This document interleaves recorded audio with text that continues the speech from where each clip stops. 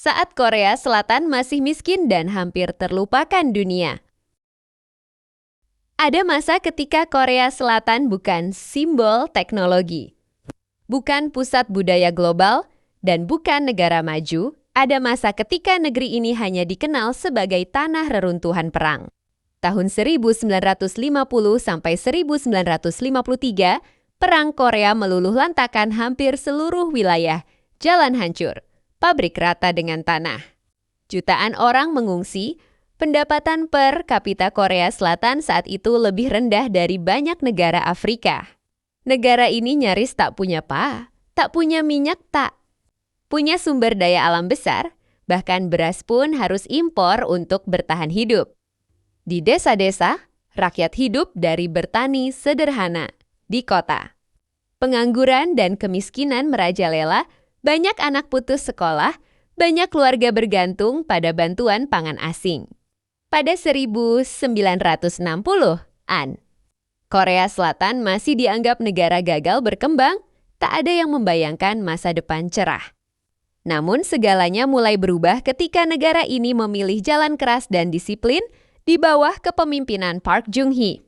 Korea Selatan melakukan sesuatu yang tidak populer, industrialisasi paksa. Disiplin kerja ekstrim, pendidikan teknis besar-besaran, fokus ekspor. Bukan konsumsi. Rakyat bekerja 12-16 jam sehari, upah rendah.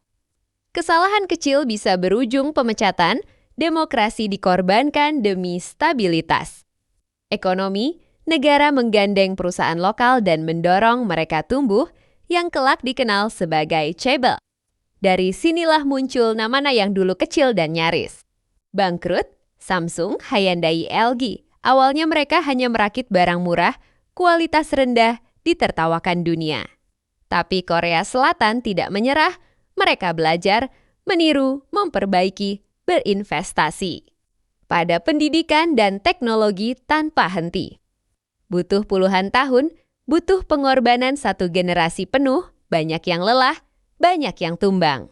Namun perlahan, grafik ekonomi naik, ekspor melonjak, pendidikan meningkat, infrastruktur terbentuk. Dan dunia mulai terkejut, negara yang dulu miskin kini menjadi kekuatan industri dan teknologi global. Negara yang dulu menerima bantuan, kini memberi bantuan. Korea Selatan membuktikan satu hal pahit, kemajuan tidak datang dari kenyamanan, tapi dari pilihan sulit yang konsisten Korea Selatan bukan dongeng instan, ia adalah cerita panjang tentang disiplin, penderitaan, dan ketekunan. Dan semua itu berawal dari kemiskinan yang hampir tak memberi harapan. Tidak ada musik kemenangan, tidak ada gedung kaca, tidak ada cahaya kota, hanya puing, kelaparan, dan diam.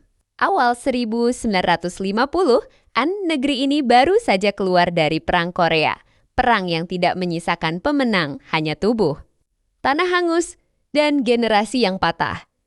Korea Selatan bukan negara, ia adalah kamp pengungsi. Raksasa, anak-anak mencari sisa nasi di reruntuhan Uibu menanak air. Berharap rasanya menyerupai sup ayah-ayah pulang tanpa pekerjaan jika masih pulang. Pendapatan per kapita mereka lebih rendah dari negara yang bahkan tak masuk peta dunia. Tak ada minyak, tak ada tambang emas, tak ada apapun yang bisa dijual, kecuali tenaga manusia. Beras datang dari luar negeri, gandum dari bantuan asing, jika bantuan berhenti kelaparan menunggu pada 1960. Dunia tidak menertawakan Korea Selatan, dunia tidak peduli. Di bawah Park Chung-hee, negara ini memaksa dirinya bangun dengan tangan besi, tanpa kompromi. Pabrik berdiri di atas sawah, desa ditinggalkan, buruh bekerja 14 jam. Sehari, kesalahan kecil dipecat, protes dibungkam. Hak berbicara ditukar dengan kesempatan makan, negara memilih beberapa. Perusahaan diberi utang, diberi target, gagal mati, nama-nama. Ini dulu bukan kebanggaan, mereka simbol taruhan hidup mati. Barang mereka murahan, kualitas buruk, dihina pasar dunia. Namun Korea Selatan memilih satu hal, menelan malu. Demi Balajar. Namun Korea Selatan memilih satu hal, menelan malu. Demi belajar, anak-anak dipaksa unggul, nilai rendah adalah aib keluarga, tidur menjadi kemewahan sekolah. Menjadi medan perang kedua. Satu generasi dikorbankan agar generasi berikutnya bisa bernapas puluhan. Berlalu pelan, berdarah, tanpa sorak, lalu dunia tersentak. Negara yang dulu nyaris mati kelaparan kini merks.